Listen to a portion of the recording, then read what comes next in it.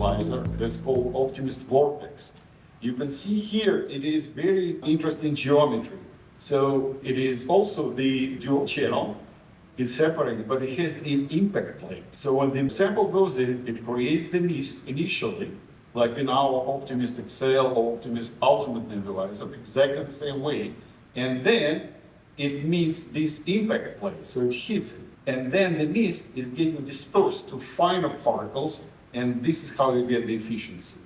On some of my other slides, I show like a waterfall. So you get this like a mist nature happening in the waterfall. So this is the same effect. But the benefit of it, you not just get the kick and sensitivity, you still keeping the robustness of dual channel design where you're not going to struggle with particles or clogging from particles.